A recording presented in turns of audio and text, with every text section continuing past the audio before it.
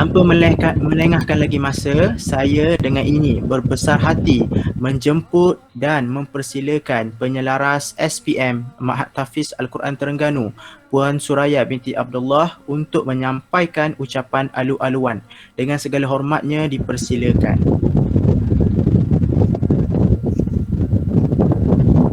Okey, terima kasih pengurusi program. Okay, Assalamualaikum warahmatullahi wabarakatuh. Yang dihormati Tuan Pengetua Mahat Tahfiz Al-Quran Terengganu, Haji Hanafi bin Awan Al Sudong, Penolong Kanan Pentadbiran Ustaz Muhammad bin Bidin, Penolong Kanan Hal Ehwal Pelajar Muhammad Abdul Wahab bin Ismail, Penolong Kanan Kurikulum Dr. Hazwan bin Abdul Rahman, barisan guru SPM yang kita boleh katakan yang superb yang sentiasa kata menitik beratkan kepentingan pelajar, terutamanya dalam PDPR sekarang ni. Okay, semua pelajar tahun 2 calon SPM 2021. Dan juga tidak dilupakan kepada tetamu istimewa kita hari ini, iaitu 5 orang pelajar yang cemerlang yang menunjukkan kecemerlangan dalam peperiksaan SPM 2020. Okay, terima kasih di atas kehadiran semua ke program ini. Walaupun kita tidak boleh bersemuka, tapi masih lagi boleh bersemuka dengan kata lain tu adalah atas talian ya.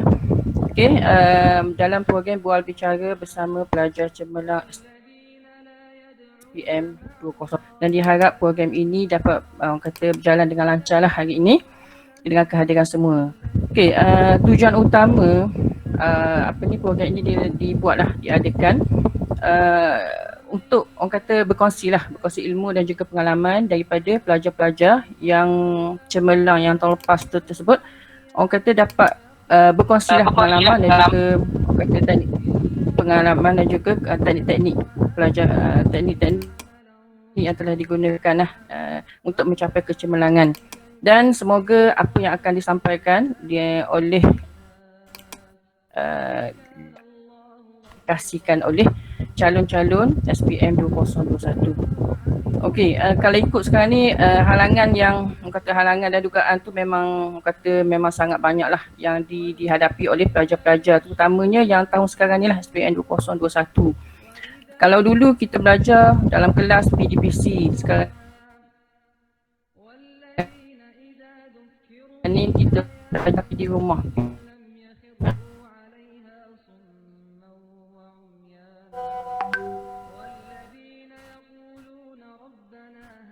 Saya selaku penyelaras SPM dan juga kepada semua pelajar tahun 2 khususnya. Itu saya serahkan kembali kepada pengurusi untuk meneruskan agenda seterusnya. Okey, terima kasih. Terima kasih diucapkan kepada Puan Suraya di atas ucapan alu-aluan sebentar tadi. Sebelum saya memberi laluan kepada ahli panel kita yang pertama, suka saya ingin memberitahu 2 pengumuman.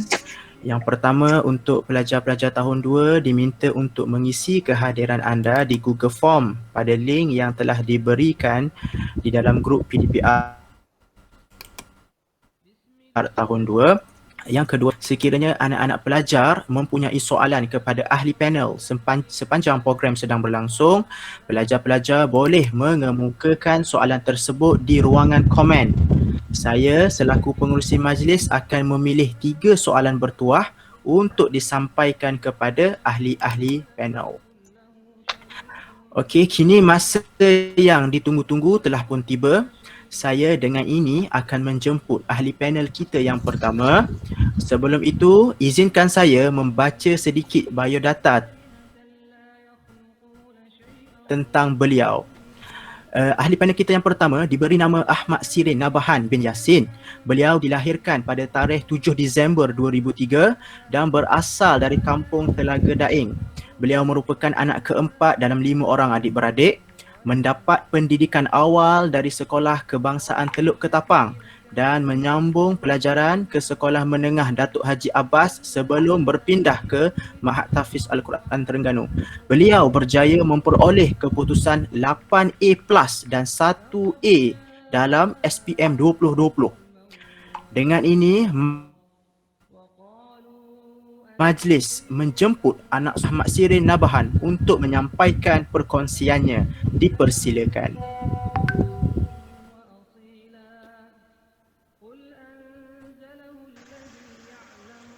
Bismillahirrahmanirrahim. Assalamualaikum warahmatullahi wabarakatuh.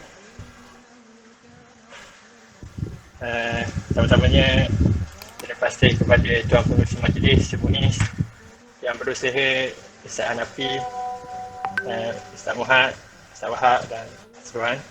Seterusnya Cici Suraya selaku Pentaksir SPM. Selamat. Dan seterusnya barisan guru-guru SPM yang saya hormati dan saya sanjungi. Okay. Ya. Alhamdulillahirrabbilalamin. Hamdan hamidin, hamdan syakirin, hamdan fil amalka fa'al majidah ya rabbal alamin. Hamdan kami bagi dia. Okey. Apa khabar semua? Alhamdulillah. Sihat belaka. Pertamanya saya nak minta maaf kalau ada kegugupan sedikit ataupun tak jelas. Biasalah. Dan bila kita cakap SPM bila kita dengar je pasal SPM, mesti masing-masing ada persepsi masing-masing. Ada orang kata SPM ni segala-galanya. Ada orang kata SPM ni hanya batu lonjakan pertama. Ada juga kata SPM ni tak ada makna pun. Tapi apa yang kita kena tahu, kita sekarang ni tengah berada di jalan dan kita nak tuju ke SPM, khususnya bagi pelajar SPM tahun ni lah. Oleh kerana itu tidak dapat sedap, kita kena berusaha juga ke arah itu. Jadi saya suka hatilah untuk berkongsi sedikit perkongsian yang tidak seberapa dari saya ni. InsyaAllah kalau ada manfaat tu, InsyaAllah boleh cuba diamalkan.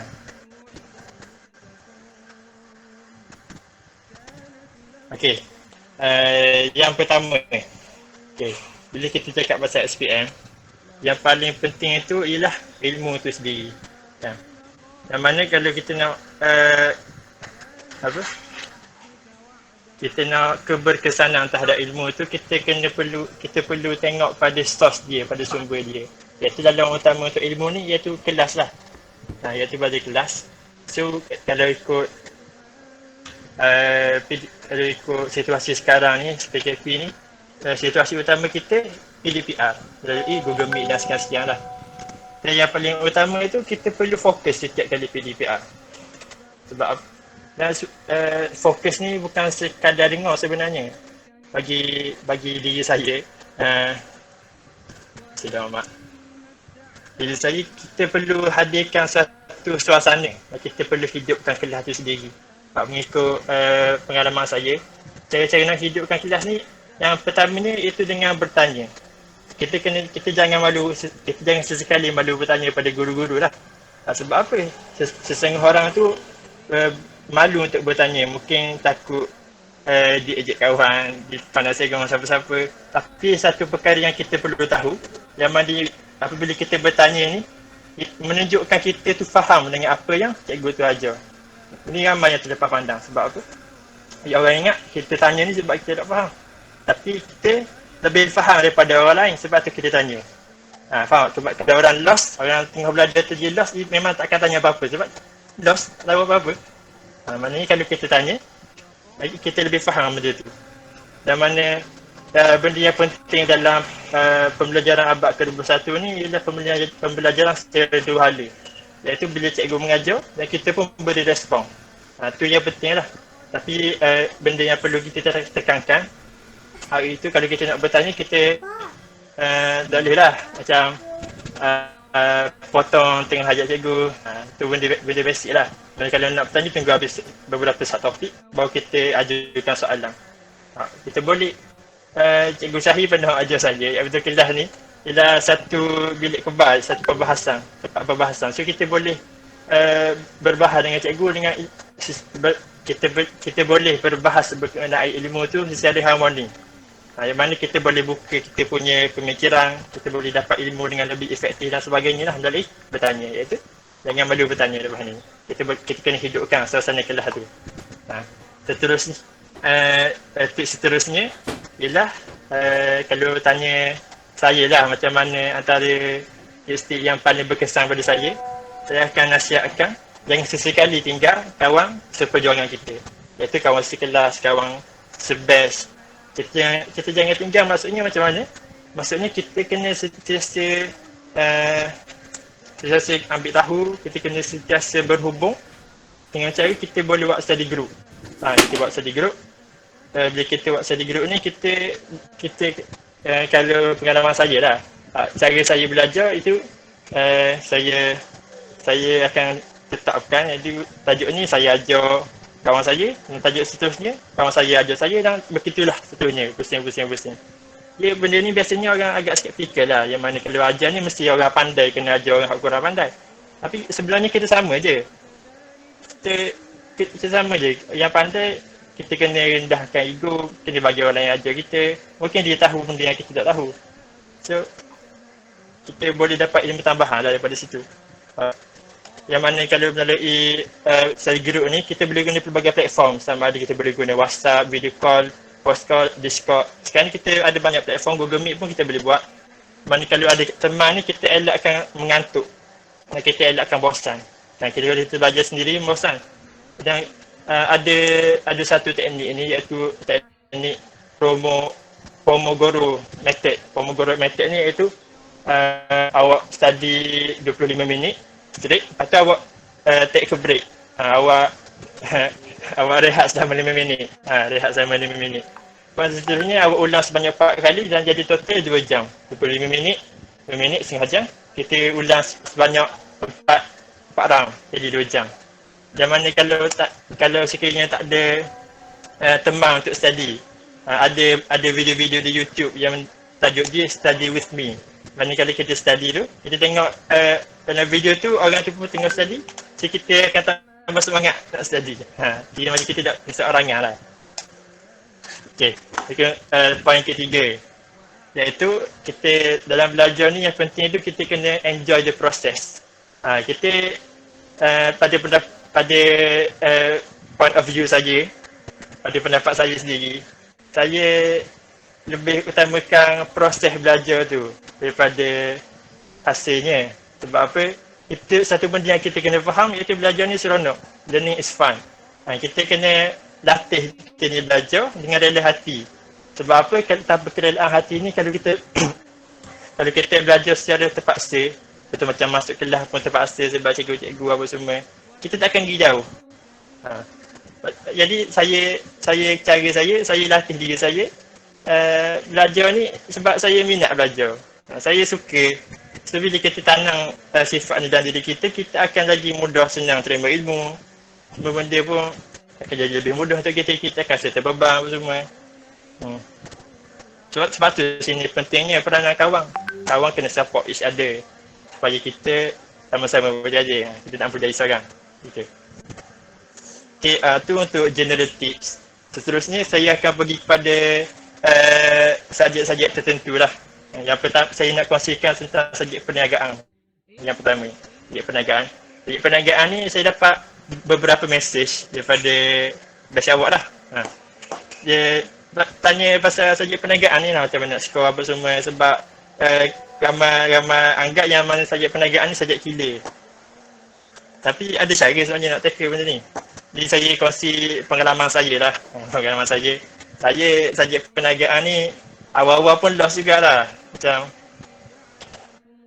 memang susah lah. Perniagaan ni susah pada awalnya. Tapi pada masa first year form 4 tahun 1 tu, saya memang tak faham apa-apa. Banyak main. Dan saya start catch up pada PKP yang kedua 2.0 masa form 5. Masa tu saya start. Saya macam sedarlah, perniagaan aku ni teruk juga.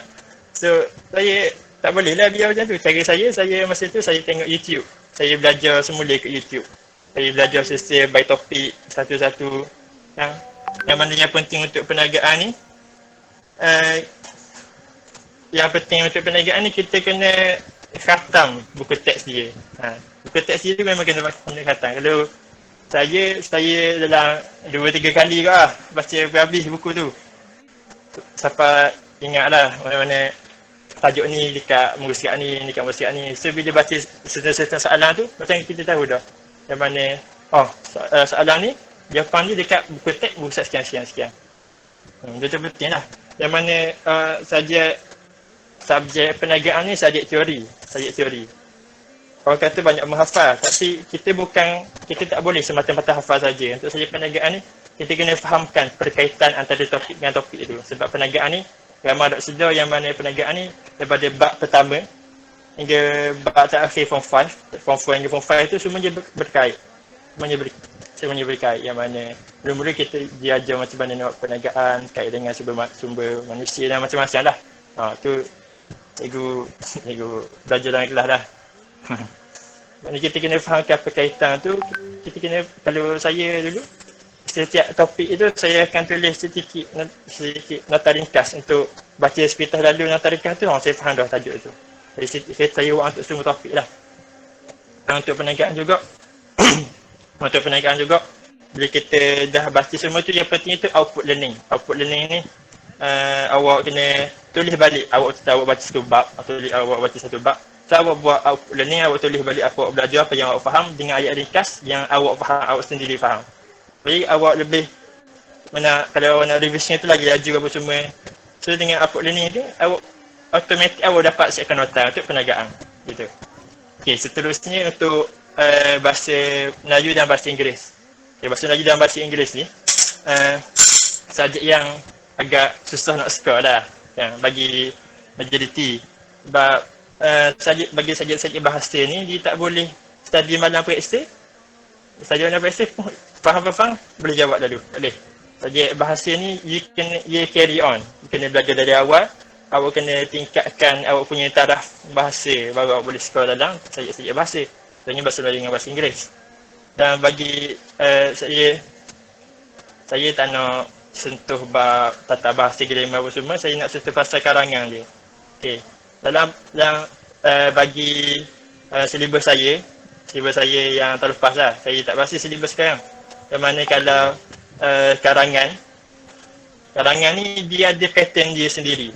Pattern dia sendiri. Macam yang pertama tuju kepada pelajar. Yang kedua tuju kepada keluarga. Soalan yang ketiga tuju kepada kemasyarakatan dan negara. Ia macam ada pattern masing-masing. So saya jumpa lah metod ni, saya perasan sendiri. Ada orang ajar pun saya perasan sendiri. Yang mana saya tahu ada pattern dia ni, so saya pilih satu pattern. Saya pilih pattern yang kemasyarakatan dan perpaduan.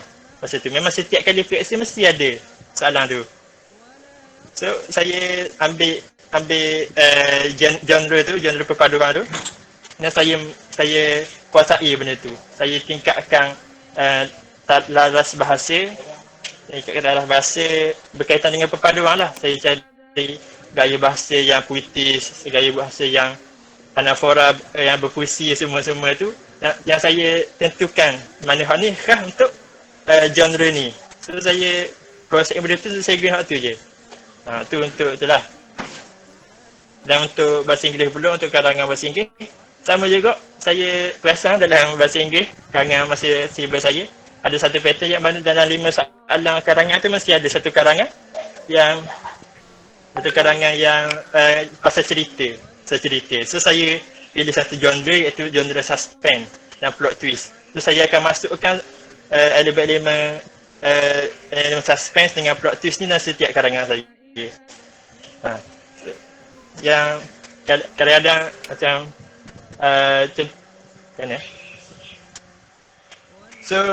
kita kena fokus pada kekuatan kita. Sebab apa saya kata penting bab karangan? Sebab jika karangan ni lah kita boleh, kalau macam kita kurang markah dekat bahagian tata bahasa atau grammar, kita boleh catch up balik markah kita melalui karangan. Sebab tu saya pentingkan karangan. Itu saja bahasa lah. Jadi secara conclusionnya, secara kesimpulannya, nasihat saya untuk awak berjaya dalam sesuatu perkara, contohnya SPM, awak perlu cari sebab awak berjuang untuk sebab awak perlu cari sebab awak, the reason to you hold on. Awak kena tahu sebab lah. Macam contohnya awak berusaha selama ni untuk banggakan ibu bapa, awak belajar selama ni untuk nak kerja cita-cita sendiri dan macam-macam. Awak cari reason awak pegang benda tu kemah-kemah. So bila awak tak akan lost kat tengah jalan. Macam ada setengah orang tu dia belajar, lepas tu akhirnya sebab apa aku belajar ni. Lepas tu akhirnya dia lemah semangat apa semua. Sebab tu pentingnya reason, sebab apa awak nak belajar. Ataupun kata niat. Alasan kita niat. Cari niat awak betul-betul. Seterusnya, bila awak dah ada reason kan, bila awak berusaha, do not doubt yourself. Jangan sesekali ragui diri awak. Contohnya lah, awak is okay to be humble, but do not doubt yourself. Macam kita orang Islam, kita memang kena rendah diri. Macam kita perlu tak boleh besar diri pada orang lain. Tapi dengan diri awak sendiri. Awak kena yakin dengan kebolehan awak. Awak tak boleh sentiasa meragui diri sendiri. Sebab saya ada beberapa orang kawan, dia memang pada awal tu, masa form 4 tu, memang kurang sikit babak akademik. Kenapa yang semua yang selalu saya ni kabar kat mulut, dia kata, tak apa lah SPM ni, lagi aku skor STAM. Tak apalah SPM ni, tak penting. Jadi STAM lagi aku kecap balik. Tak, benda ni, mindset ni kena buang. Macam, kita kena usaha kedah untuk SPM, dan kita pun kena usaha kedah untuk STAM. Sebab kalau awak sendiri meragui diri sendiri, awak dah letak satu benteng, satu barrier untuk awak tu, tetapi cita-cita awak. Contoh macam awak kata, lagi SPM lagi aku confirm tak boleh skor dah, memang aku ni kurang pandai apa semua. Awak sendiri pun meragui diri awak, apatah lagi orang lain nak percaya ke awak. So, itulah.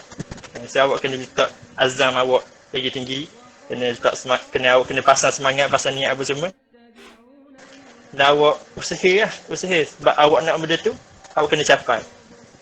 Dan seterusnya, apa yang kita kena sedar, kita tengok realiti kita dalam pandemik ni.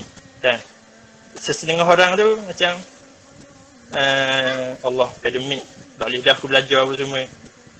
Memang apa, dia sama salahkan pandemik, salahkan COVID apa semua.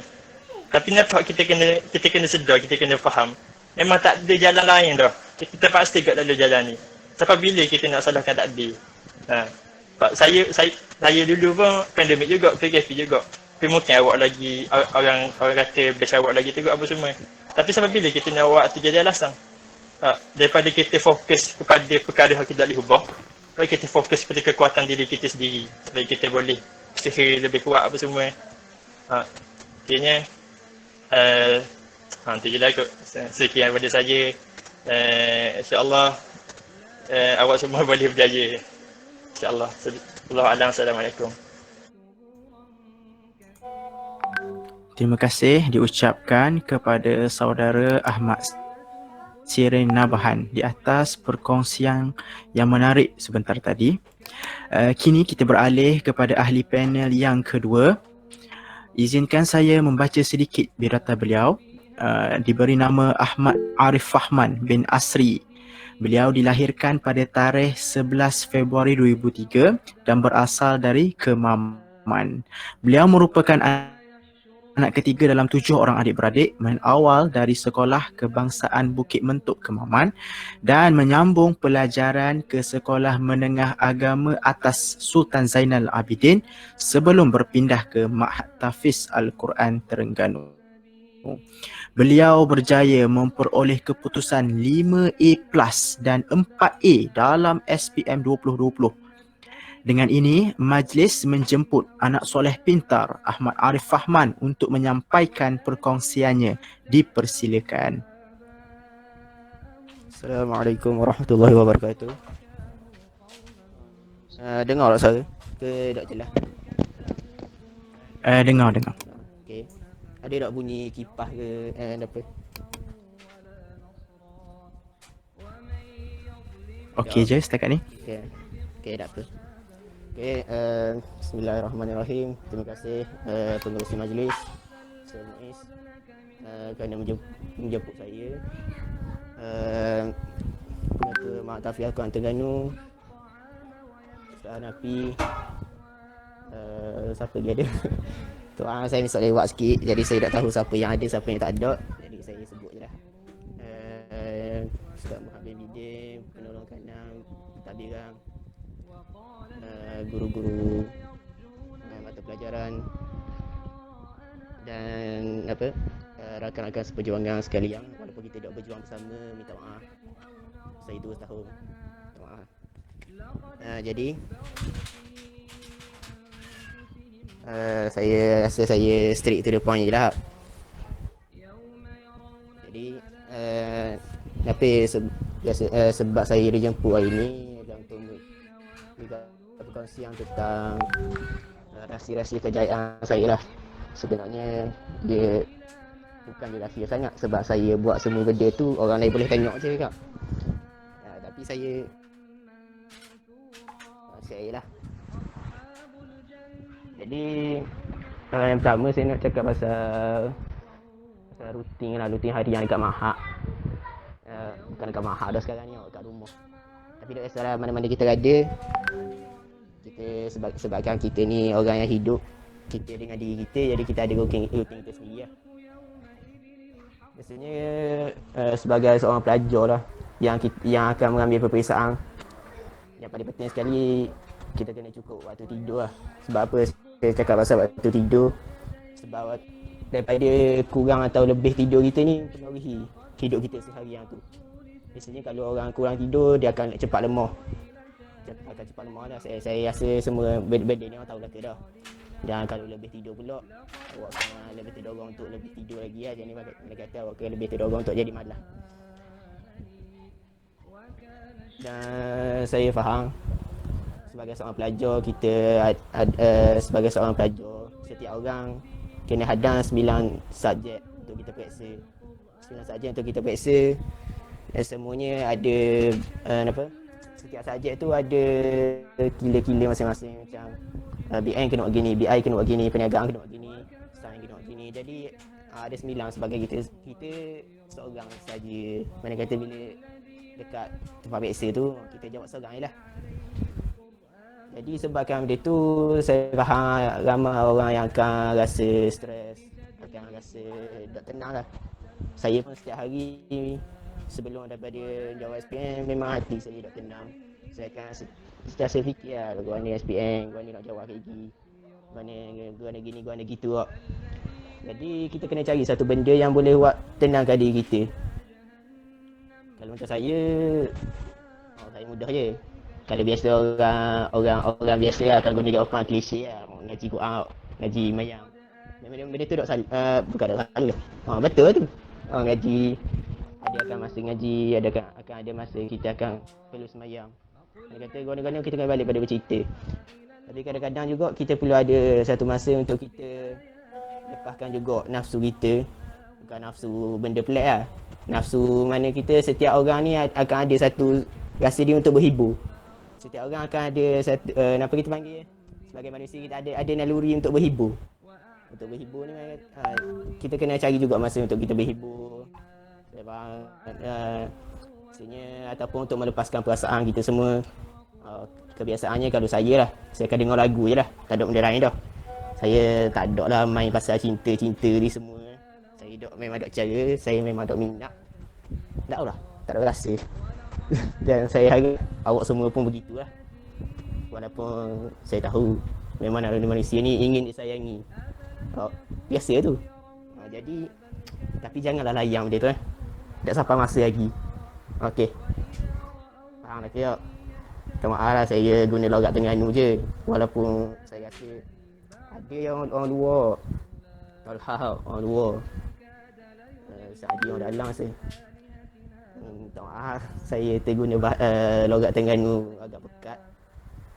Jadi seterusnya saya pergi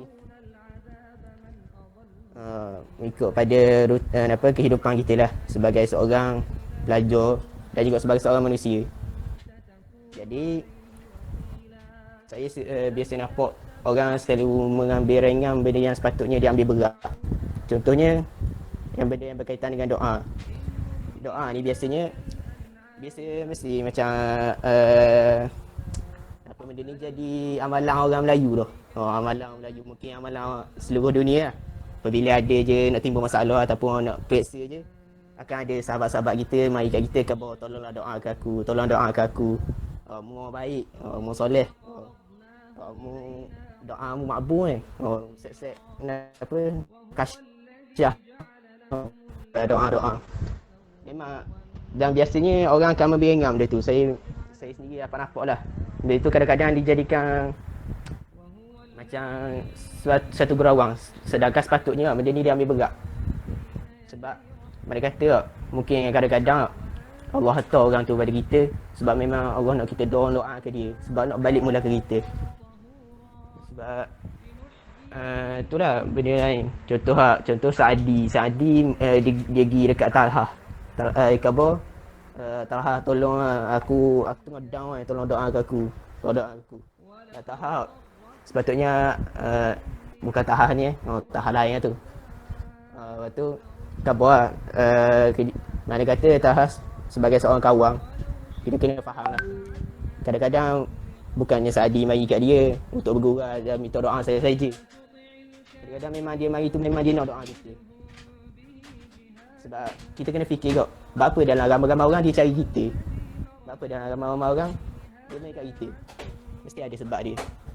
Jadi paling kurang pun bila Saadi minta doa, paling kurang kita doa lah ke dia dan mention nama dia kurang-kurang sekali. Kalau kita tak boleh amalkan beramal, kita boleh buat semua, kurang-kurang kita buat sekali dah. Dia kata kita lepaskan hajat dia tu. InsyaAllah adalah kebaikan dia. Dan dan saya sendiri lah, saya ada satu sifat di mana satu sikap di mana saya ni sangat menghormati buku. Saya menghormati buku lah. Saya share sangat korang, tapi orang minta saya share ini, saya share. Jadi sebab buku ni, saya memang tak boleh kalau tengok ada buku duduk kat bawah kaki orang. Buku orang main lepo-lepo, barang kena buku, saya memang tak boleh. Dan walaupun orang lain yang buat, saya akan minta maaf dengan buku tu. Walaupun ada kadang-kadang biasa orang jalan-jalan berlari ke langgar meja, dan atas meja tu ada buku, saya akan rasa bersalah. Lepas tu lah, tersifat lain mana kata nampak ringan tapi saya ada kemungkinan benda tu yang tolong kita.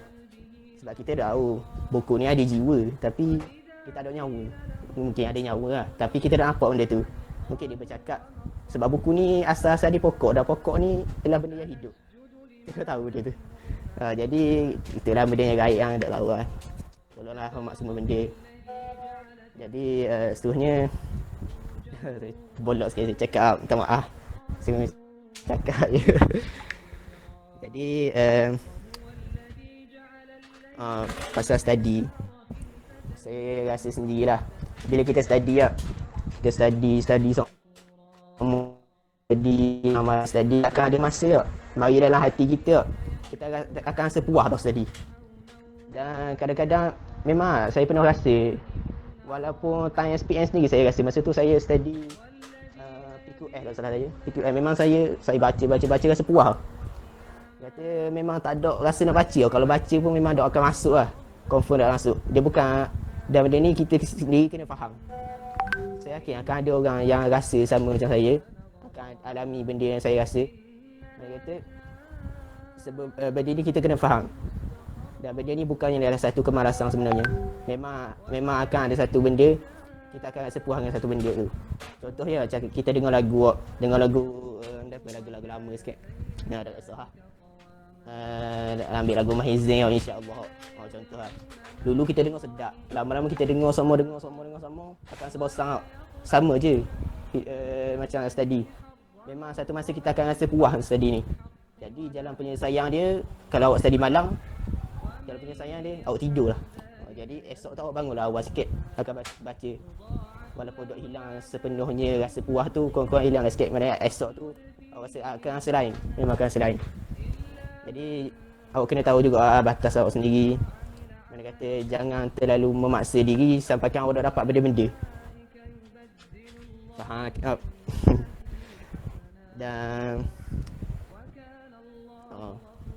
Dan seterusnya pengalaman saya sendiri juga lah. Ketika masa periksa pula, tadi stadia ni masa periksa. Masa periksa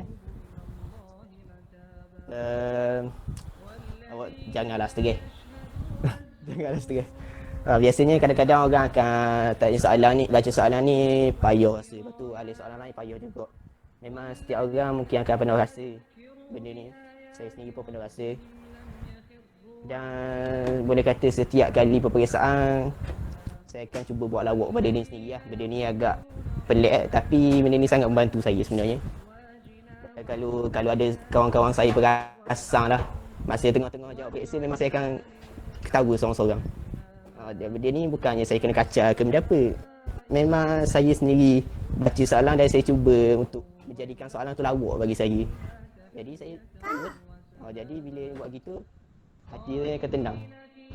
Dan awak cubalah cari satu benda yang mana boleh bantu awak masa periksa. Bukan makna awak nak bermain-main masa periksa. Bukan. Kalau awak dah guna cara saya, gunalah cara lain.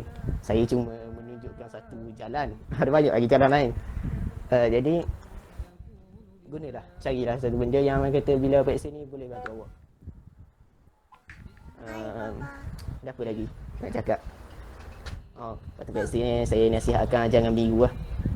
Jangan meniru, jangan ajar diri kita meniru. Sebab bila kita meniru masa periksa, mungkin sekarang kita dah rasa, kita cuba latih diri kita untuk bergantung pada diri sendiri 100%.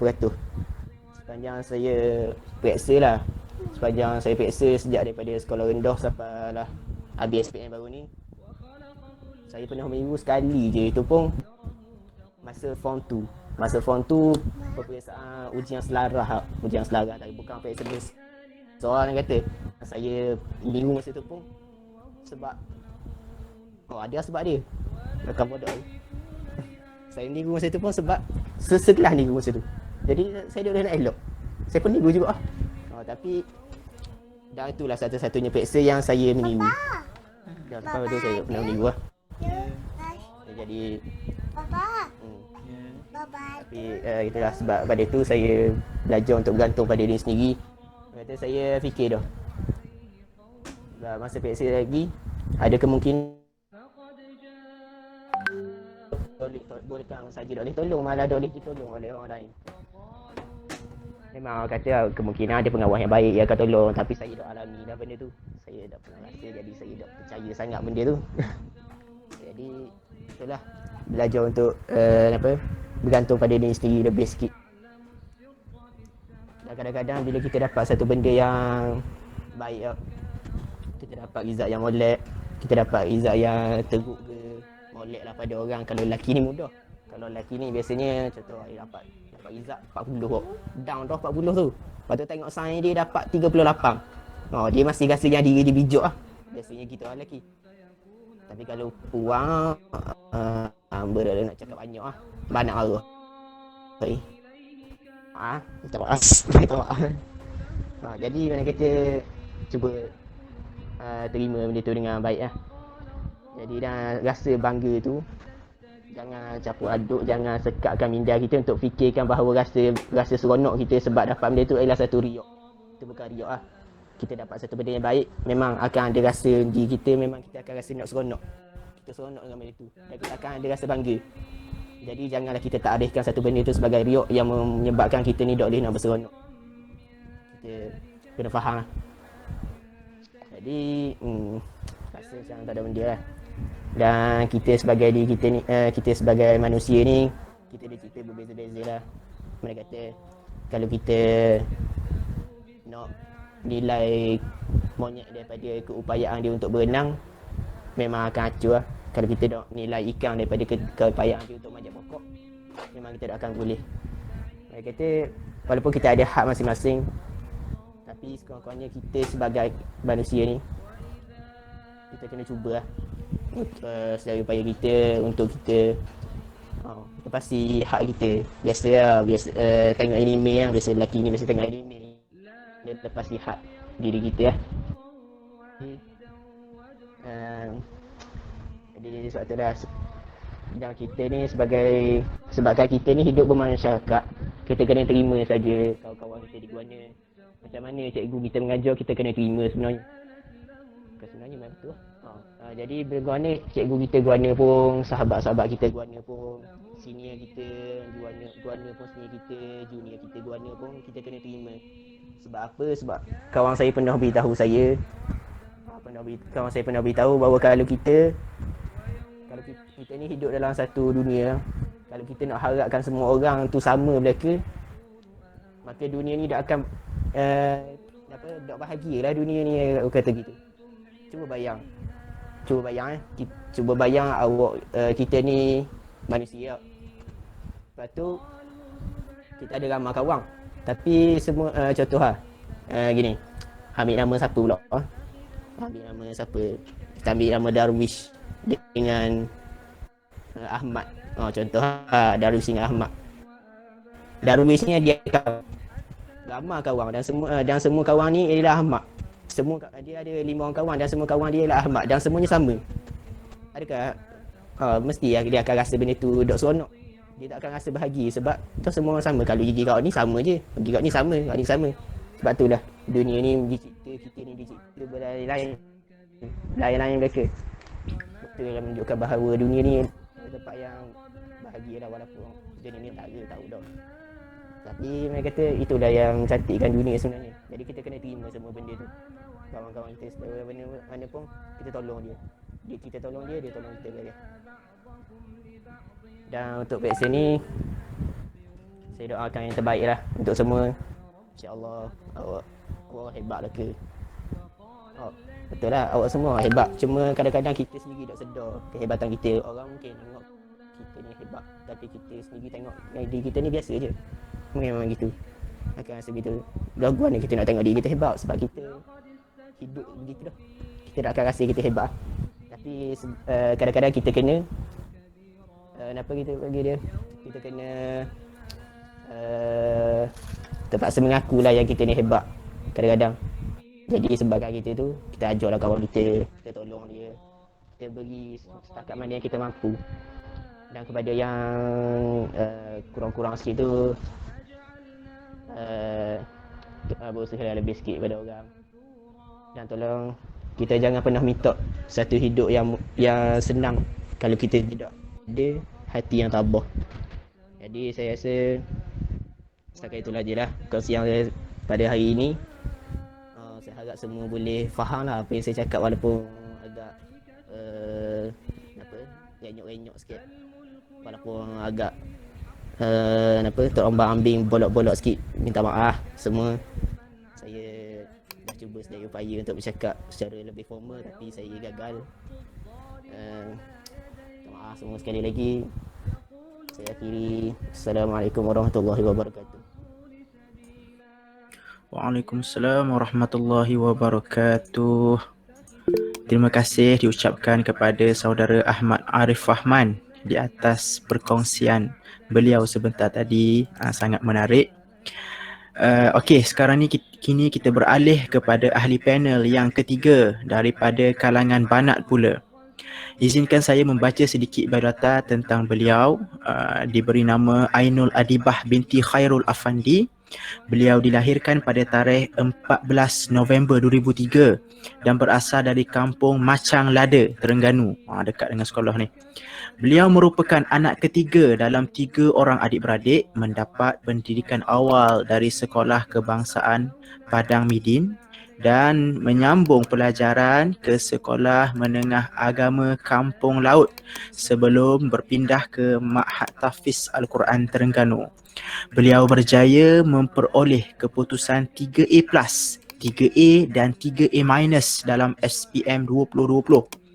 Dengan ini, majlis menjemput saudari Ainul Adibah untuk menyampaikan perkongsiannya. Dengan segala hormatnya, dipersilakan.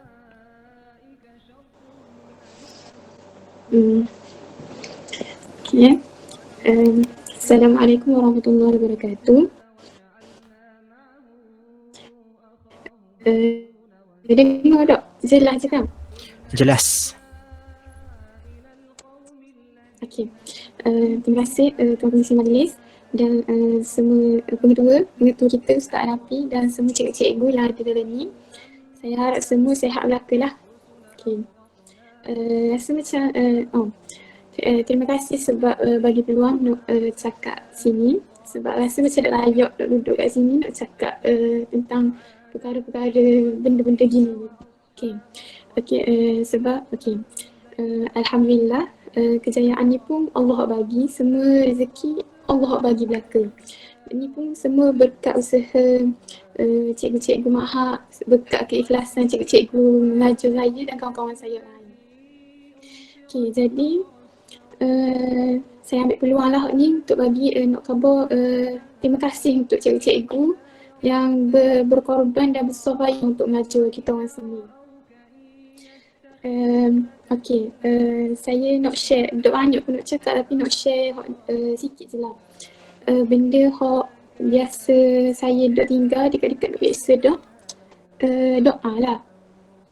Semua tahu, semua tahu mesti doa kena seiring dengan usaha. Maknanya kalau kita doa saja duk usaha duk jadi, kalau usaha duk doa pun duk jadi. Jadi doa ni memang sangat penting. Jadi itu sebelum nak dekat periksa tu adalah orang ni yang ajar saya. Dia kata kalau nak doa ni ada dua cara. Yang pertama, kalau kita doa, kita masuk nama mak ayah kita. Maknanya kalau doa jangan tinggal nama mak ayah. Kalau kita doa contohnya, ya Allah bagilah aku dapat keputusan yang cemerlang. Sebab apa? Khabar apa nak dapat keputusan cemerlang? Sebab nak bagi mak ayah bangga, nak bagi mak ayah gembira. Sebut semua nama mak ayah. Maknanya benda ni jangan tinggal doa ni. Lepas tu yang kedua, doa biar spesifik. Kalau kita nak something, maknanya doa tu biar spesifik. Nak straight A buat apa? Nak pergi mana kau dapat straight A? Nak buat apa dengan keputusan tu? Maknanya kabul lalu. Maknanya doa tu biar spesifik. Kabul lah tu buat apa sebab ya. Maknanya cara doa ni bukan untuk guna untuk SPM je. Maknanya kalau dalam semua benda, doa biar spesifik lah tu. Lepas tu hari tu ada 2-3 orang mari tanya gana tak mau bagi semangat hilang. Maknanya nak semangat sombong tadi. Kalau ikut cara saya lah, saya tu mau wa'ali dalam diri rasa deki. Maknanya bukan deki tak molek, maknanya deki bagus lah. Maknanya kalau tengok orang lain study tapi kita tengok duduk lara, tengok cakap-cakap, wa'ali dalam diri tu rasa deki. Maknanya tanya dalam diri sebab apa orang lain boleh study masa ni tapi aku duduk cakap lah, duduk main dia lain. Macam gitu. Jadi benda tu setiap kali nampak macam gitu, tanya dia umur. Wa'ali rasa benda tu, biar kadang tu, biar sampai kita tengok study, kita duduk senang nak duduk. Gitu. Nak kabur ni. Lepas tu, segi kadang tu, benarnya kalau kita ingat mak ayah kita, tak perlu benda lain sebenarnya. Kita ingat mak ayah je, maknanya kita ni ingat mak ayah je. Kita belajar ni sebab nak balas budi mak ayah, nak bagi semualah. Maknanya nak balas budi mak ayah lah, nak banggakan mak ayah kita. Macam gitu. Jadi ingat mak ayah je pun cukup dah sebenarnya. Lepas tu untuk tips belajar pula. Tips belajar ni kalau untuk subjek matematik ke, matematik ni dia tak ada benda lain dah, dia kena rajin je sebenarnya. Kalau duk rajin, duk jedah. Maknanya sebab matematik ni dia perlukan kita punya konsisten dalam kita punya belajar tu. Maknanya kalau matematik ni boleh tinggal sehari pun buat latihan tu. Maknanya dalam sehari tu kalau tinggal tu rasa macam tak semangat. Rasa macam tak lah. Jadi gitu lalu. Jadi matematik ni hari-hari kena buat. At least kalau tak mampu buat banyak pun buatlah 10 soalan tu. Jangan tinggal lah. Sebab bila tinggal jadi boleh ingat dah. Lepas tu segi matematik ni mindset. Matematik ni senang kata. Mindset ni susah matematik ni. duk boleh nak pergi matematik, semangat macam gitu. Itu mindset je sebenarnya belaka. Boleh, semua orang boleh skor matematik sebab tak mustahil begitu jadi. Maknanya ada orang kalau saya dulu, pengalaman saya dulu memang jenis tak pandang matematik. Fail semua matematik. Tak pernah dapat tinggi, tak pernah dapat B ke C ke, fail semua. Kalau lulu pun, lulu sikit gitulah maknanya. Tapi nak khabar Allah bagi rasa, rasa nak usaha buat matematik, nak buat dapat B at least macam gitu.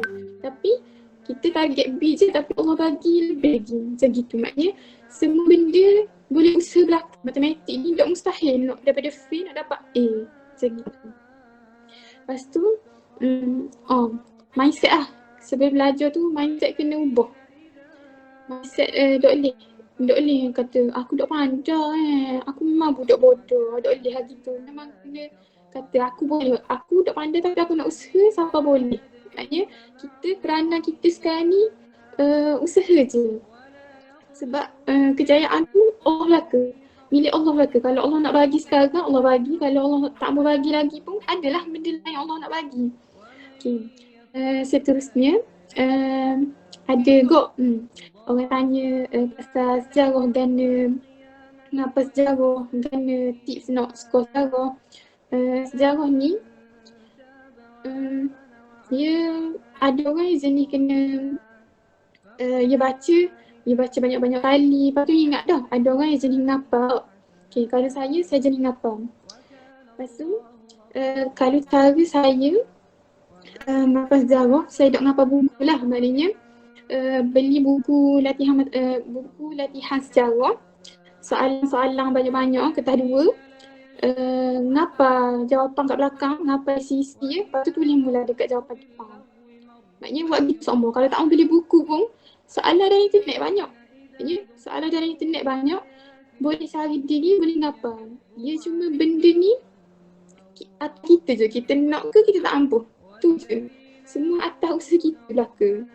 Kalau duk kata, tak boleh sejarah banyak nak ngapa, tak boleh lah gitu. Maknanya dah kalau gitu jangan lalu lah. Kalau duduk mindset, duk anda, tak boleh. Gitu je lah. Lepas tu kalau sejarah, waktu bagi pengalaman saya lah. Kalau sejarah, waktu saya ngapa, saya tidur. Kalau tidur tu, tidur pukul 11 tu tidur. Bangun pukul 2 sampai pukul 5 tu ngapa sejarah. Kau rasa macam, lepas tu duk break lah kejap.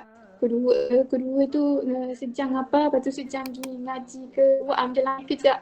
Lepas tu sambung mula ngapa tahu. Sebab kalau ngapa masa ni, bagi saya rasanya, setakat ni, bila ngapa tu, ia cepat, ia cepat masuk. Tu ia lama pula ingat. Maknanya ia tak hilang lalu. Macam gitu. Jadi, beza pula aku ngapa masa siang hari. Ia jadi, kenapa aku ngapa dia tak ingat macam gitu. Jadi, gitu lah. Sejarah ni kena rajin ngapa. Semua kena rajin. Okay. Tu je lah kot. Sekian daripada saya. Yang baik tu, ambil yang buruk tu, taruh tepi lah.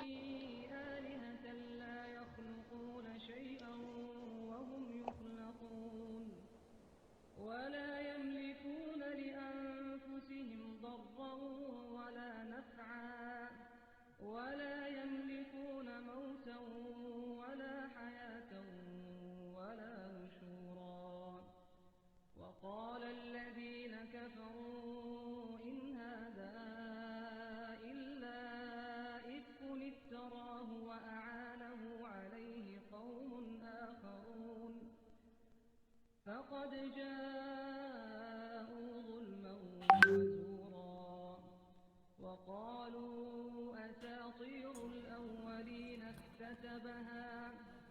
Okey, kita boleh teruskan.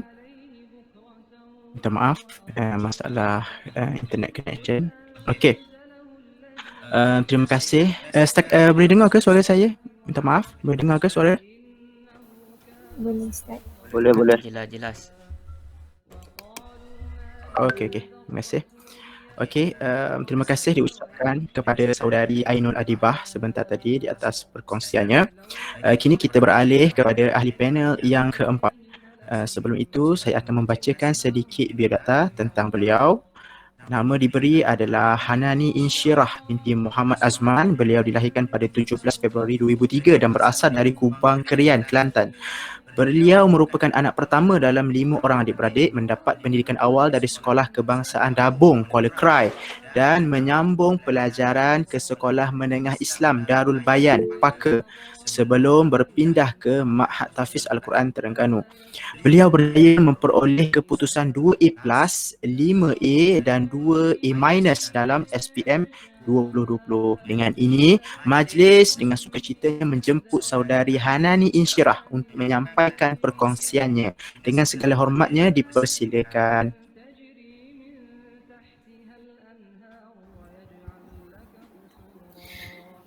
Boleh dengar suara? Boleh. Assalamualaikum warahmatullahi wabarakatuh. Alhamdulillah, segala puji bagi Allah atas segala nikmat yang telah diberikan olehnya kepada kita semua. Terima kasih saya ucapkan kepada SEMUI selaku pengurusi majlis kerana telah menjemput saya. Yang dihormati guru-guru dan sahabat sekalian.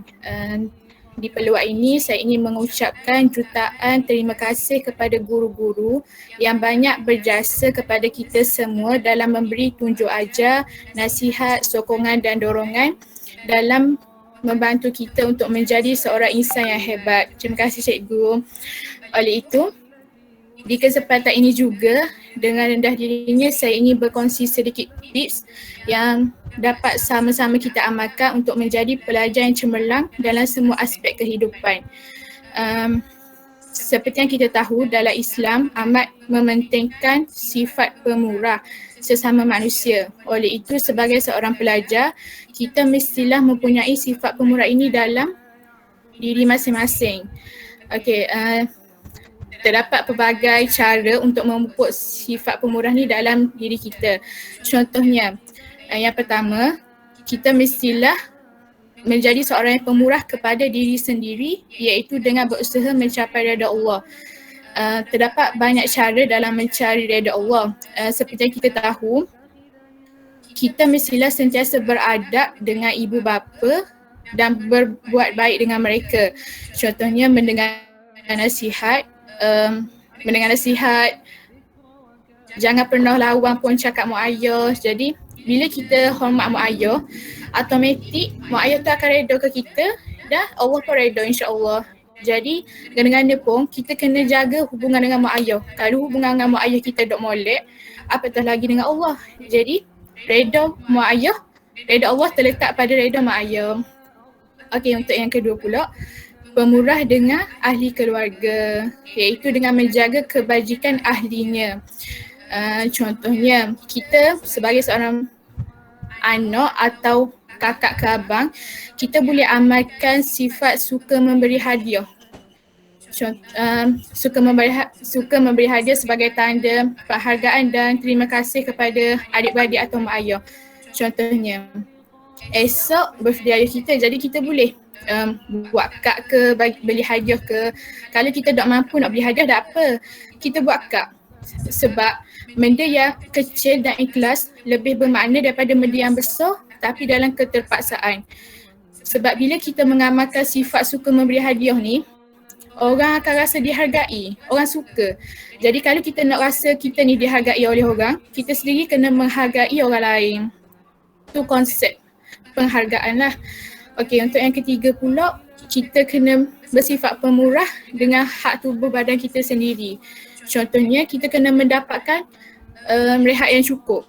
Kalau kita study sampai lewat malam, kita study sampai kita skip breakfast, skip makan tengah hari, skip makan petang, tak boleh sebenarnya, sebab kita akan melemahkan sistem tubuh badan kita. Bila tubuh badan lemah, automatik bila kita belajar, tak masuk pun benda yang kita study tu sebenarnya.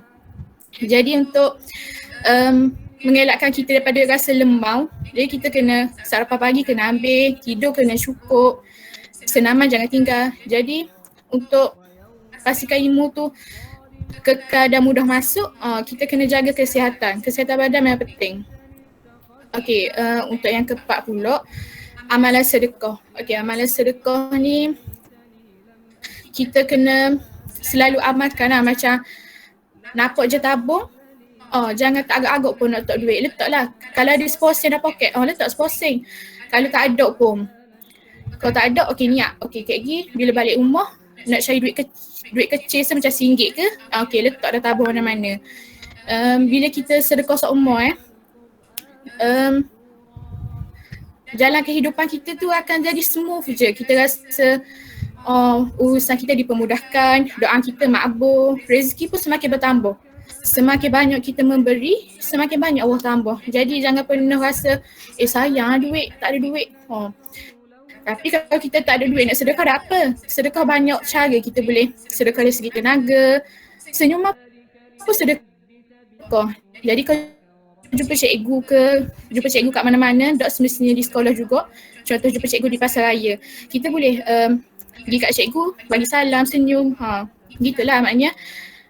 Boleh jadi sebab kita sedekah hari tu, kejayaan kita yang kita dapat hari ni kita tak tahu kan. Jadi sedekah tu penting lah. Sedekah tu memang kalau boleh adalah tabung tu letak depan meja study. Jadi sebelum ngaji pagi-pagi lepas mai subuh, okey letak dulu RM1 sambil doa. Doa lah apa yang nak. Sebab bila kita sedekah, doa kita akan makbul insya-Allah. Dan yang last sekali, bila kita berdoa, dalam doa pun kita kena ada sifat pemurah tu. Bila kita doa, kita jangan pernah doa ke diri kita je. Tak boleh. Macam saudari Adibah Kabar tadi, doa ke mak ayah, sebut nama mak ayah. Niat nak banggakan mak ayah. Okey. Mak ayah juga, cikgu pun. Kita kena doa untuk cikgu-cikgu. Sebab cikgu, kalau tak apa cikgu, kita tak tahu pun yang kita belajar hari ni ke apa semua tu. Jadi doa ke cikgu, doa bagi Allah memudahkan urusan cikgu, memperbanyakkan rezeki untuk cikgu, memberkati kehidupan cikgu. Jadi bila kita doa untuk cikgu, insya-Allah ilmu yang kita dapat tu berkat. Jadi doa ke kawan-kawan juga selain daripada cikgu, ke kawan-kawan. Kita jangan doa ke kita je nak straight A, nak cemerlang, tak boleh. Kita doa ke kawan-kawan. Doa, sebut. Kalau rajin sebut nama seseorang ataupun sebut je. Contoh batch Haila Ufairah sebut. Bagi Haila Ufairah dapat cemerlang SPM. InsyaAllah kita doakan orang lebih banyak sebenarnya yang kita dapat tanpa kita sedar. Jadi itu sedikit tentang sifat pemurah. Jadi kalau kita amalkan sifat pemurah ni dalam kehidupan, insya-Allah lah kehidupan kita akan jadi bahagia je walaupun ada banyak masalah. Sebab memang Islam mengajarkan sifat pemurah ni sendiri. Allah pun bersifat pemurah. Jadi takkan kita sebagai hamba tanpa bersifat pemurah kan? Okey, jadi untuk tips subjek pula, untuk subjek PKS dengan PSI. Kalau PKS dengan PSI ni, kadang-kadang pun tak boleh lari dah. Kita kena baca buku. Baca buku dah kita kena hafal lah juga. Sebab kan biasa tanya hukum, istilah. Jadi hukum dengan istilah tu memang tak boleh lari. Kita tak boleh reka kadang-kadang pun. Jadi kalau kita ngafal, okey kita akan ingat benda kita ngafal. Kita hafal sekarang dan bila nak PSI lagi, lebih mudah kita nak buat revision. Sebab kita dah pernah ngafal kan. Lepas tu lepas kita study, kita ngapa, kita jangan kedekut nak share dengan kawan-kawan. Sekarang ni time PDPR gini, dah bolehlah jumpa kawan-kawan nak share kan. Tak apa, kita boleh buat nota comel-comel, post dekat kawan-kawan kat WhatsApp ke, buat status WhatsApp ke. Bila orang baca, orang dapat pahala, kita pun dapat pahala. Orang pun dapat ilmu kita pun semakin bertambah, semakin lekat. Jadi gitulah untuk subjek PKS dengan PSI ni memang kita kena baca buku je lah sebenarnya, baca ngapa. Sebab memang kita mungkin rasa benda tu senang sebab okey kita Islam, benda tu pun Islam. Tak, kita kena baca kok. Kalau tak baca memang tak boleh. Jadi untuk subjek tu memang baca lah. Buat latihan seumur, tengok beli buku latihan, buat latihan. Baca buku tu jangan tinggal lah, waktu lah. Lepas tu tu je lah saya rasa daripada saya. Sahabat-sahabat saya hotline banyak dah share tips-tips hebat. Jadi saya rasa marilah sama-sama kita ambil faedah daripada perkongsian ni. Kalau kita tak boleh semua pun kita ambil sikit-sikit. Okey, itu je lah. Saya nak minta maaf kalau ada salah silap sepanjang cakap. Terima kasih semua. Terima kasih diucapkan kepada saudari Hanani Insyirah di atas perkongsian beliau sebentar tadi. Kini kita beralih kepada ahli panel yang terakhir. Izinkan saya membaca sedikit biodata beliau terlebih dahulu. Diberi nama Nur Syahidah binti Zulkifli. Beliau dilahirkan pada tarikh 1 Jun 2003 dan berasal dari kampung Sungai Serai, Binjai Rendah.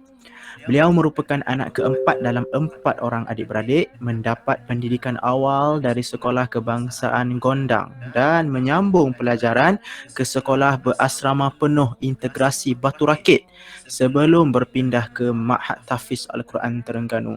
Beliau berjaya memperoleh keputusan 2A+, 4A dan 3A- dalam SPM 2020. Dengan ini, majlis menjemput saudari Nur Syahidah binti Zulkifli untuk menyampaikan perkongsiannya. Dipersilakan. Okay, terima kasih kepada Semui sebagai MC pada hari ini. Ya, Alhamdulillah.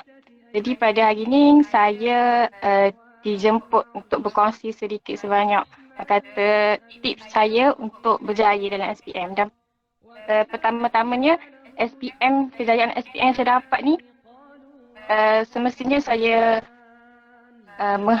mengembalikan rasa syukur tu kepada Allah sebab Allah dah pinjamkan saya kejayaan ni, dan semestinya kepada cikgu-cikgu saya, Cikgu BM, Cikgu Nabilah, Cikgu BI, Semuiz, Cikgu BA, Zailani, Cikgu Mat pun Cikgu Nabilah, Cikgu Sain, Teacher Aziz, PQS, Ustaz Zahidaya, PSI, Ustaz Mat, Sejarah, Cikgu Syahir dan Perniagaan Teacher Su. Dan kepada Ustaz Rizwan sebagai Ustaz Tasmat saya, banyak membantu. Okay. Jadi banyak dah sahabat-sahabat seperjuangan saya dah share dah banyak benda dah dan banyak benda bermanfaat. Jadi saya rasa benda yang saya nak share ni sangat-sangat basic dalam kehidupan kita sebagai pelajar, iaitu rajin. Kalau kita tak rajin, tak payah.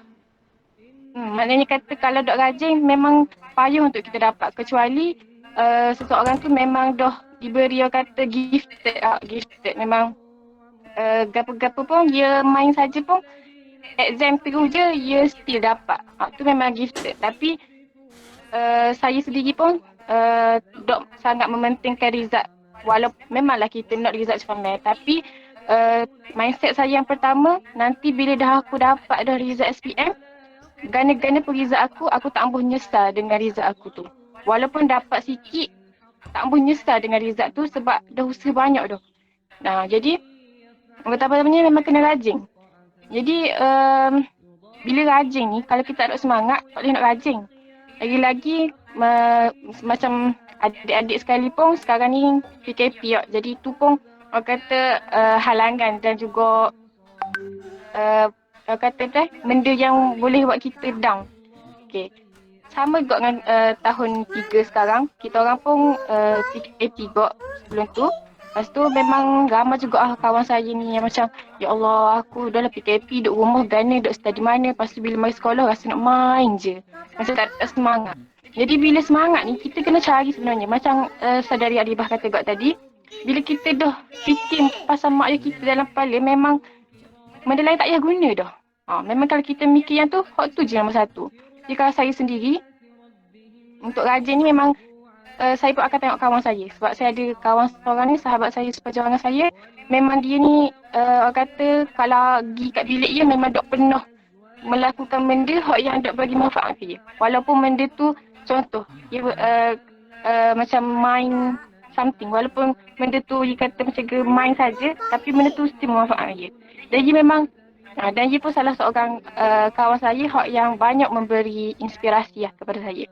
Jadi bila kita tengok dia ni, kita rasa Allah, dah dia usaha banyak gitu, dah aku tu pun macam dari Adibah kata juga, bila kita rasa gitu, kita akan rasa semangat tu. Jadi even kalau awak malas sekalipun, kita malas sama sekali, kalau saya akan pergi kat kawan saya yang tengah rajin tu. Siapa-siapa je lah, mana-mana kawan saya yang tengah study. Walaupun saya pergi saja, saya pergi je duduk kat dia. Dan contoh dia tengah ngafal sejarah, saya pergi, lepas tu pun ngafal dan saya pun akan masuk kok. Lepas tu kalau belajar mat pula, sama kok. kita boleh berkongsi juga daripada situ. Yang tu rajin. Memang berapa-berapa pun rajin je kerja ya. Okay, yang kedua yang saya boleh share mindset. Kalau mindset ni memang sangat basic juga lah. Kalau saya sendiri, saya memang letak mindset saya mikir masa depan. Contoh hak saya fikir sebelum dapat result ni, benda yang seumur berlaga-laga dalam kepala otak saya, lepas saya dapat result. Kalau saya dapat result gini-gini, gana aku. Malu. Sebab kita, untuk diri sendiri memang kita malu dah. Cikgu-cikgu, walaupun cikgu mungkin tak malu tapi tak berbangga dengan kita. Dan kita tak ampuhlah benda tu. Dan kita nak cikgu kita ni, hak yang ngajar kita banyak-banyak ni, kita nak dia bangga dengan kita, benda yang kita dapat. Hak yang saya seumur fikir dalam kepala otak saya, pasal mak ayah saya. Contoh kalau saya dapat gini-gini, contoh dapat result biasa je. Gana perasaan mak ayah saya. Walaupun mungkin dia orang dok kecewa ataupun dok sedih sangat apa semua, tapi dia orang dok boleh berbangga dengan kita. Jadi bila kita dapat result comel ni, bila orang tanya, anakmu dapat berapa? Jadi sedaplah masa kita tu. Sedap kan siapa orang nak kata ke saya, dok cerdik lah apa-apa pun. Tapi hak saya fikir pada mak ayah saya. Walaupun sebenarnya kita tak perlu pun tengok kepada orang kata persepsi orang luar. Tapi saya rasa benda tu penting dalam hidup kita. Sebab kalau kita dah ada persepsi negatif daripada orang luar, susah untuk kita pursue hidup kita dengan lebih jauh. Okay. Seterusnya, pasal minat. Pasal minat ni, ramai kawan saya mari, sahabat-sahabat, dia kata, saya tak boleh lah matematik, payahlah matematik. Saya tak boleh lah sejarah, banyaklah kena ngafal. Saya tak suka lah bahasa Arab, saya tak suka bahasa Inggeris semua tu. Tapi pada pandangan saya sendirilah, minat ni dok berapa nak penting sangat pun. Ataupun bukan nombor satu lah. Yang nombor satunya, kita ni nak dok berjaya. Kalau kita nak berjaya, semestinya minat tu akan mari. Contoh saya sendirilah, saya minta maaf pada Cikgu Syahir. Sebab saya sebelum ni kurang sangat sejarah. Sebab saya macam pelik lah. Macam berfikir-fikir, buat apa kena belajar sejarah. Cerita-cerita dulu, faham tak pasal gitulah. Tapi bila saya dah tahu saya nak berjaya, saya nak dapat straight A, kadang-kadang pun saya memang kena hadam sejarah. Dan bila sejarah ni memang saya pun kena ngapal kot. Bila ngapal ni, kalau ngapal seorang, kita akan rasa macam bosan. Macam gitu. Jadi bila kalau saya sendiri dengan sahabat-sahabat saya yang lain, saya memang ngapal, kita orang ngapal sama kita orang. Jadi kita buat cerita. Contoh bercerita ke, contoh cerita semua cerita hak yang pasal-pasal sejarah. Jadi bila kita bercerita tu, kita rasa benda tu lagi seronok. Jadi kita, bila kita sendiri pun, kalau pergi demak, dia orang makan memang akan cakap pasal sejarah. Kalau masa dekat-dekat exam sejarah. Jadi dari situ, saya rasa sejarah ni seronok sangat. Jadi dari situlah saya belajar yang minat ni nombor 2 sebenarnya. Memang nombor 1nya kita nak ke tak ambuh, tu je. Dan kalau rasa awak nak sekarang ni, awak cubalah dari sekarang, awak start dari sekarang. Okay. Seterusnya, tips untuk subjek-subjek saya share sedikit saja. Kawan saya pun dah banyak dah. Saya akan share pasal bahasa Inggeris dan bahasa Arab. Okay, yang pertama bahasa Inggeris. Bahasa Inggeris ni semestinya semua bahasa pun kita kena banyak vocab. Tak kira bahasa Melayu, bahasa Inggeris, bahasa Arab ataupun bahasa lain-lain yang awak tengah belajar, Jepun ke semua. Memang kena banyak vocab gana-gana pun. Dan saya percaya juga kalau bahasa ni memang kena banyak praktis. Okay. Kalau nak fasih bahasa Inggeris, kena cakap sama bahasa Inggeris. Awak pun saya yakin semua pun pernah dengar yang kita ni semua kena cakap bahasa Inggeris. Dan saya dulu pun agak malu lah nak cakap bahasa Inggeris depan kawan-kawan semua. Tapi saya mikir sampai bila aku nak kata dok cuba nak cakap English dengan kawan-kawan macam gitu. Tapi dan saya memang cakap je English dengan kawan-kawan saya. Walaupun saya tak kisah pun orang hok kata saya gedik ke tak kisah pun. Sebab saya rasa benda tu bagi manfaat ke saya sendiri. Dan kawan saya hok yang nak belajar English pun dia boleh belajar dari situ juga. Dan dari situ juga kawan saya sendiri pun terikut dengan orang kata rutin ni. Bila pernah lah kita orang buat ada satu hari tu sekelas tu bahasa Inggeris je cakap. Siapa cakap bahasa lain, kita lah. Macam benda tu kita boleh buat seronok. Dan tu pun dikira satu usaha dah. Dan saya sendiri pun kalau English ni, saya semua bermonolog dalam minda saya. Macam semua cakap English dalam minda. Macam dari situ kita boleh praktis. Dan contoh kalau kita cakap ada something hot yang kita rasa pelik, kita boleh berfikir sejenak pasal grammar ke, pasal idioms ke, kita boleh ngafal yang tu. Jadi senang lah bagi saya. Dan saya rasa bolehlah semua orang untuk dapat ambil cakap dalam minda ni supaya sebagai usaha kita fasih English. Dan bahasa Arab pula, bahasa Arab ni sedikit beza dengan bahasa Inggeris. Sebab kalau bahasa Inggeris kita belajar dari kecil lagi. Bahasa Arab ni dok kata macam kita betul-betul mendalam pada masa gini je sebab kita belajar sekolah agama semua tu.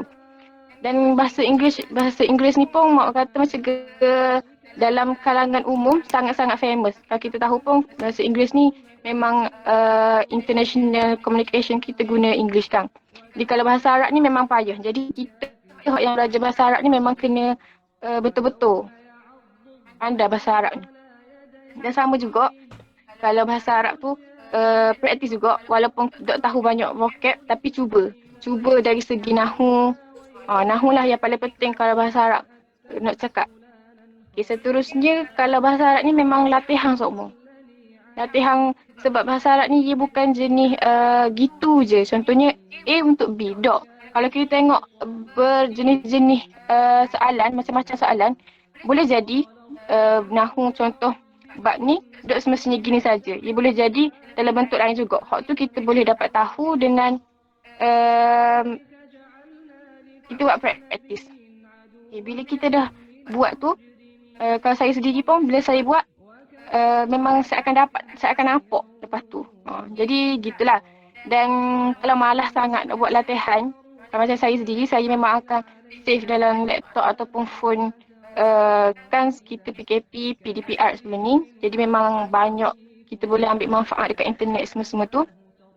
Jadi memang kita boleh banyak sangat manfaat daripada situ. Dan kita boleh kata revision juga dari situ. Dan memang kalau saya malas sangat, saya akan buka je laptop, tengok je latihan tu. Walaupun dok buat comel, kita tengok je. Okey, hak ni gini, hak ni gini. Walaupun kita dok tulis comel. Dari situ pun kita boleh revise balik benda yang kita belajar. Jadi senanglah untuk kita. Okay.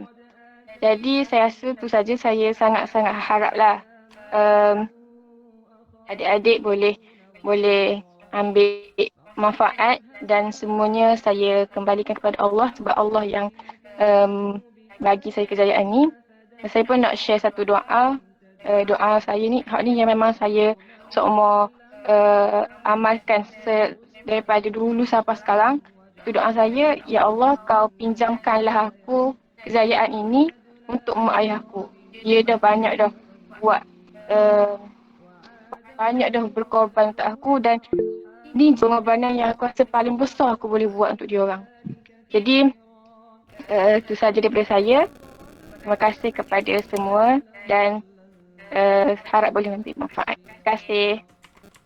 Terima kasih diucapkan kepada saudari Nur Syahidah binti Zulkifli di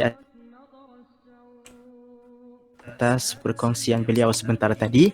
Alhamdulillah sudah lengkap perkongsian daripada kelima-lima orang ahli panel kita sebentar tadi. Memandangkan kita sudah kelewatan, tidak mempunyai lebih lagi masa, jadi sesi soal jawab tidak akan dilakukan. Okey, sekarang kita beralih ke peringkat seterusnya. Dengan ini, majlis dengan sukacitanya menjemput dan mempersilakan yang berusaha Tuan Pengetua Tuan Haji Hanafi bin Awang LIS Sulong untuk menyampaikan ucapan dan amanat beliau, seterusnya merasmikan majlis kita pada petang ini. Hormatnya dipersilakan. Assalamualaikum warahmatullahi wabarakatuh. Alhamdulillah wassalatu wassalamu ala asyrafil anbiya'i wal mursalin wa ala alihi wa ashabihi ajma'in. Wa ala rabbi shrah li sadri wa yassir li amri wa hlul 'uqdatam min lisani yafqahu qawli amma ba'd. Jelas tak ke tak? Jelas tak? Jelas Ustaz? Okey. Jelas. Okey. Terima kasih kepada Cikgu Muiz, pengerusi majlis pada petang ini. Rakan seperjuangan Ustaz Muhammad penolong kanan pentadbiran, Ustaz Muhammad Abdul Wahab bin Ismail penolong kanan Al-Ehwal Murid, dan Dr. Hazwan binti bin Abdul Rahman penolong kanan Kurikulum, dan Cikgu Suraya sebagai penyelaras SPM yang mengadakan majlis pada petang ini. Ya, tahniahlah kepada Cikgu Suraya kerana dapat menjalankan majlis dengan lancar pada petang ini. Dan begitulah kepada seterusnya kepada semua guru-guru SPM yang telah banyak menyumbang tenaga untuk kemajuan dan menaikkan nama Ma'had Tahfiz Al-Quran Terengganu. Jadi saya ucapkan tahniahlah kepada kelima-lima panel pada hari ini yang berjaya dengan cemerlang pada SPM yang lepas, dan diharap kepada pelajar-pelajar 2021 yang akan menduduki SPM ikutlah jejak langkah bagi pelajar-pelajar yang telah memberikan saranan pada petang ini. Jadi sebagaimana yang Cikgu Suraya beritahu tadi, mana SPM untuk tahun ini dia ni PDPR ni 2 tahun dah. Macam ke tahun lepas dia ada juga dia Ma'had, tapi tahun ni 2 tahun ni mana masalah belaka. Tahun lepas dia setahun sahaja masalah. Tahun 2019 tak ada masalah, 2020 je. Itu pun lepas Februari, Mac barulah PDPR tutup tu. Cuma yelah kita rasa bimbang sebab macam mana keadaan. Jadi untuk tahun ni saya rasa pelajar-pelajar janganlah putus asa, dan kita kena terima realiti hari ini pembelajaran memang melalui PDPR, banyakkan begitulah. Semua bukan kita saja, semua pelajar yang akan menduduki SPM pada tahun ini memang inilah realitinya. Jadi apabila begitu kita terimalah dengan sebulat hati, jangan kita putus asa. Jadi kita buatlah PDPR ni seperti kita belajar dalam kelas bersemuka dengan guru. Sebab tu kita ada hari ni kita guna Google Map, kita guna Twitch. Maknanya boleh nampak muka guru, boleh dengar suara guru. Sepertilah kita berada di dalam kelas juga. Yang pertama saya nasihatkan kepada pelajar-pelajar yang akan menduduki peperiksaan pada tahun ini, usahalah dengan sebaik mungkin. Jadi hari ini kalau boleh kelas jangan tinggalkan. Kelas yang diwajibkan pada tiap-tiap hari, jangan kita tinggalkan. Kalau tinggal, maka waktu tu mana dari segi keberkatan ilmu yang kita terima, sebab kita ni apabila nak menerima ilmu mestilah ada guru. Jadi kalau kita tak ada guru, jadi nak ambil ilmu, nak boleh ilmu macam mana? Jadi kita jangan tinggal kelas-kelas yang diwajibkan kepada kita pada tiap-tiap hari. Walaupun kita kata kita berada di rumah. Sebab tu hari ini kita apabila berada di rumah ini, kita kena ada tanggungjawab kita sebagai seorang pelajar. Apabila sebagai seorang pelajar ni macam mana? Kena tahulah. Hari ni pukul 8 ada kelas ni. Hari ni tahun ni saya nak ambil periksa. Jadi tak perlu dah mak ayah paksa, tak perlu dah mak ayah tukang gerak, tak perlu dah orang lain tukang paksa. Jadi apabila ada paksaan dalam kita belajar ni, maka kemungkinan kita tidak akan mendapat kejayaan sebagaimana yang kawan-kawan kita yang telah maklumkan tadi. Jadi yang pertama mestilah ada tanggungjawab kita sebagai seorang pelajar. Biarlah kita ikuti kelas yang ditetapkan, dan begitu juga kalau guru-guru buat kelas tambahan. Jadi kena ikutlah Itu bukan makna guru tidak akan membebankan pelajar. Tak ada guru dia nak suruh pelajar dia sakit, belajar siapa sakit, tak ada. Ini untuk kebaikan semua. Yang kedua iaitu kita dengan pencipta kita jangan tinggal tanggungjawab kita sebagai hamba. Sembahyang kita, jangan kita maknanya duduk rumah ni tak ada orang paksa dah. duduk di ma'had, kemungkinan kita tengok kawan kita semayang, kita pun rasa nak pergi semayang juga di masjid. Tapi kalau duduk di rumah, tak ada dah. Mak ayah bukanlah kadang-kadang nak gerak 2-3 kali, kadang-kadang tak bangun lagi. Jadi biarlah tanggungjawab kita dengan Allah tu yang utama. Biarlah kita bersihkan diri kita dulu sebagai hamba. Kita buatlah ibadah, segala ibadah yang diwajibkan kepada kita, iaitu sembahyanglah 5 waktu sehari semalam. Biar jangan tinggal, jangan kita lewat-lewatkan. Yang ketiga iaitu hormatilah kedua ibu bapa. Ya, dalam menuntut ilmu ni, sebagaimana yang sahabat kita beritahu tadi, ridallah ridal walidain. Mintalah restu kedua ibu bapa supaya dipermudahkan kita menimba ilmu, menghafaz apa yang kita hafaz. Supaya InsyaAllah apabila kita buat perkara-perkara ini, InsyaAllah kita akan mendapat kejayaan. Itu di antara nasihat saya lah. Apabila kita duduk berseorangan di rumah ni, duduk dalam bilik kadang-kadang belajar, janganlah kita kata kita boleh tinggal. Cikgu duduk cakap saja, kita duduk dapur nak makan, kenyang. Habis sekarang barulah kita tu tak ada faedah. Sebab tu kita jangan tipu diri kita. Macam kawan kita kata jangan meniru dalam perpiasaan. Dia orang meniru ni, dia apabila tabiat meniru memang itulah dia. Apabila menjadi tabiat memang nak tiru semua. Gitulah kalaulah kita dalam belajar ni kita rasa tak apalah, kita duduk rumah cikgu tak nampak. Kalau dalam kelas ni tidur, cikgu mungkin mari gerak, mungkin jerekah. Tapi kalau di rumah, kita tak tahu. Kadang-kadang dia buka kamera, kita tak tahu pun dia ada ke depan ke ataupun tak ada.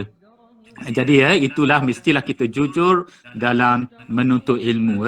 Jadi hari ini kadang-kadang kita kata tak cukuplah kita belajar sebab sikit sahaja, sehari-hari berapa hisah saja, 4 hisah. Tapi hari ini kerajaan pun telah adakan TV pendidikan. Kita boleh tengok daripada situ. Di samping kita, guru-guru kita yang ajar, kita boleh buat ulang kaji dengan melihat program-program TV pendidikan. Dan begitu juga hari ini, zaman moden hari ini, dalam internet semua ada subjek apa kita nak, ada belaka. Boleh kita buat rujukan, asalkan kita rajin, jangan malas. Jadi orang malas ni tidak akan berjaya. Orang yang rajin, dia akan usaha nak mendapatkan ilmu, tapi kena utamakan guru kita dahulu. Yang kedua barulah cari ilmu yang luar. Jangan kita kata tak apa, saya nak tinggal je cikgu saya, tak pandang ngajar. Jangan. Keberkatan ilmu itu daripada guru kita. Kalau guru tu tidak memberi restu kepada kita, kemungkinan apa yang kita belajar tu tidak akan menjadi faedah kepada kita. Mungkin tak jadi apa. Susah nak faham. Jadi kita utamakan yang guru-guru kita, dan di samping itu kita carilah yang luar-luar berkaitan dalam internet ke ataupun TV pendidikan supaya menjadi tambahan dalam pembelajaran kita. Dan kita mestilah berusaha daripada awal tahun. Jangan kita sebulan nanti barulah kita nak sungguh-sungguh. Kalau tanya daripada 5 tadi tu, kalau dia beri, memang daripada awal tahun. Bukanlah kita kata miss segera. Nak periksa minggu depan, minggu ni dah apa lah. Barulah nak tu. Bukan begitu ya. Ilmu ni mestilah diamalkan ataupun kita mestilah ambil daripada awal tahun sampailah kepada akhir tahun. Biarlah kalau boleh semua tajuk-tajuk yang ada di dalam buku tu dihabiskan kita baca, dan kita boleh fahami semua yang apa ada dalam buku tersebut. Kalau tak faham, tanyalah cikgu. Telefon dah apa, cikgu tak marah pun. Tapi janganlah pukul 1 malam telefon. Cikgu saya tak faham ni. Sebab dia tak tidur di study. Jangan tengoklah waktu-waktu tertentu. Mana kita tengoklah waktu tu, mana kalaulah nak telefon cikgu pun tak ada masalah, dia akan beri apa yang tak faham tu, dia akan ajarlah segeralah kepada faham. Sebab tu saya tengok guru-guru ma'had ini adalah guru-guru yang terpilih dah. Yang terpilih, dan guru-guru ma'had ni ada kepakaran masing-masing. Jadi macam pelajar kita beritahu tadi, memanglah semua guru ni bukan sama. Kalau sama saja ngajar orang ni, ngajar gini, ngajar dia ada cara-cara masing-masing.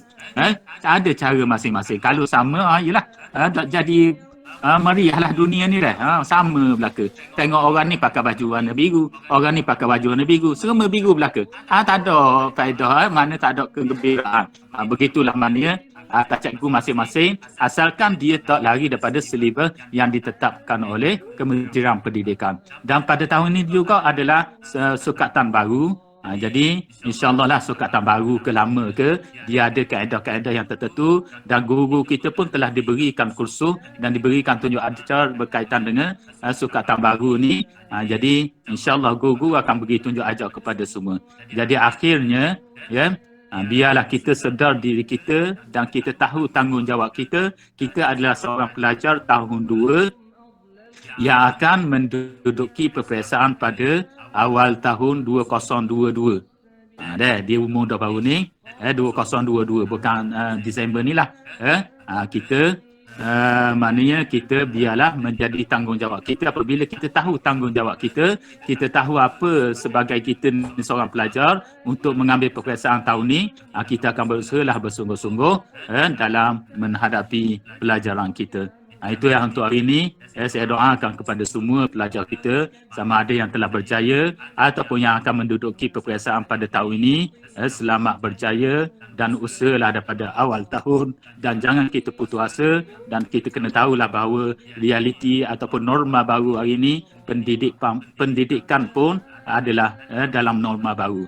Jadi sama-samalah kita doa, kita jagalah kesihatan kita masing-masing dan kita tawakal kepada Allah, banyakkan berdoa kepada Allah supaya Allah memberi jalan kemudahan bagi kita dalam menuntut ilmu. Wallahu alam. Akhirnya wassalamualaikum warahmatullahi wabarakatuh. Waalaikumsalam warahmatullahi wabarakatuh. Jutaan terima kasih diucapkan kepada Tuan Pengetua di atas amanat yang disampaikan sebentar tadi. Seterusnya, saya menjemput anak soleh pintar, Raja Umar Abqari untuk membacakan doa penutup untuk majlis pada petang ini. Dengan segala hormatnya, dipersilakan. Al-Fatihah.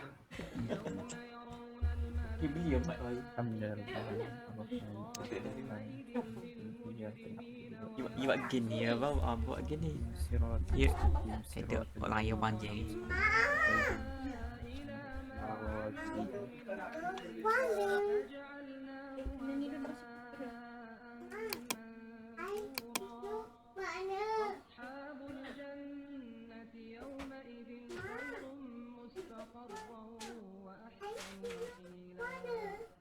ويوم تشقق السماء بالغمام ونزل الملائكة مؤمنين والمؤمنات برحمتك يا أرحم الراحمين. اللهم اجعل ديننا دين النبي محمد صلى الله عليه وسلم، وإسلامنا إسلام المسلمين، وإيماننا إيمان المؤمنين، وصلاتنا صلاة الخاشعين، وقيامنا قيام الخائفين، وركوعنا ركوعا متورعين، وسجودنا سجودا متضرعين، وأعمالنا أعمال الصالحين، وذنوبنا ذنوب المستغفرين، ونيتنا نية المخلصين، وحياتنا حياة العلماء، وموتنا بموت الشهداء. اللهم إنا نسألك رضاك والجنة، ونعوذ بك من سخطك والنار. ربنا آتنا في الدنيا حسنة وفي الآخرة حسنة وقنا عذاب النار. وصلى الله على سيدنا محمد وعلى آله وصحبه وسلم. الحمد لله رب العالمين. Amin, amin ya rabbal alamin. Terima kasih diucapkan tadi. Dengan berakhirnya doa tersebut, maka berakhirlah majlis kita pada hari ini. Saya selaku pengerusi majlis anda pada hari ini memohon jutaan kemaafan di atas sebarang kekhilafan dan terlanjur bicara sepanjang saya mengendalikan program pada petang ini. Marilah sama-sama kita menutup majlis kita pada hari ini dengan tasbih kafarah dan suratul As.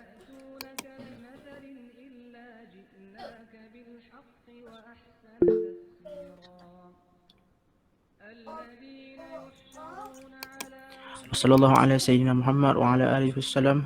Alhamdulillahi rabbil alamin. Assalamualaikum warahmatullahi wabarakatuh.